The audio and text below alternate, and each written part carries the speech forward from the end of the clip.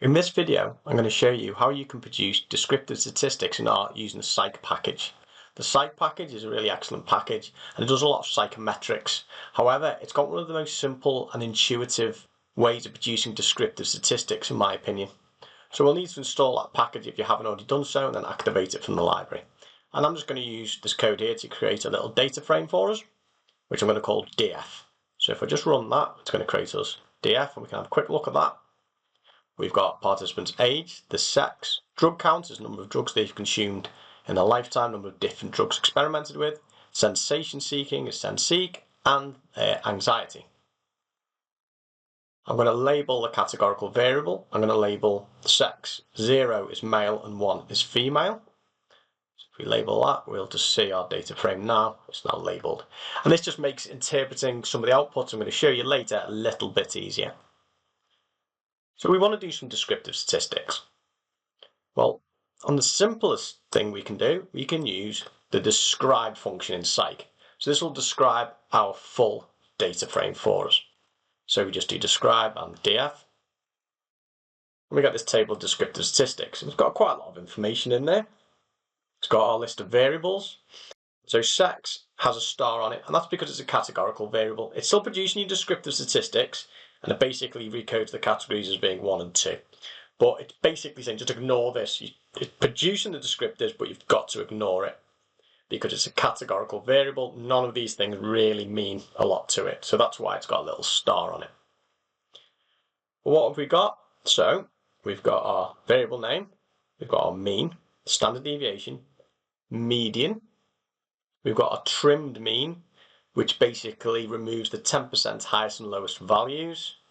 We've got MAD, which is median absolute deviation, which is where you basically computer median, compute the absolute deviations from the median, and you take the median from those deviations, and then you multiply it by a constant, so it's comparable to a standard deviation. It's not that commonly reported, you don't see it that much, but it's non-parametric and it tends to be quite resilient to outliers.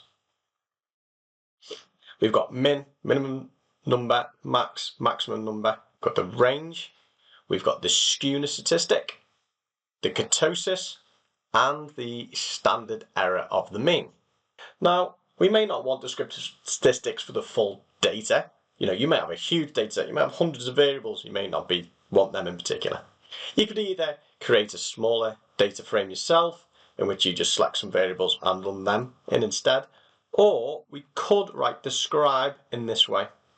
So what we do is we do describe df, but then we put our list of variables. So we've got C and then a list of variables in brackets that we want our descriptive statistics for.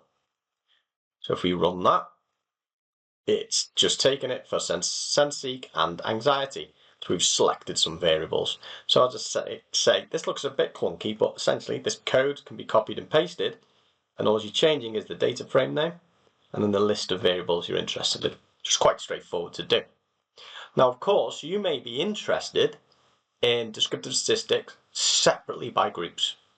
Maybe you're interested in these variables and whether the difference, we want to describe the differences across sex. So on males and females, do they have is the age group, is the ages difference, is the drug count difference, sensation seeking, anxiety, and so on. So we can use the describeBy function. So we just add by there, and note it's a capital B. We've got our data frame, and we say group, and we say it's sex. We do need to tell it that we're getting sex from our data frame. So we run that, and there we go.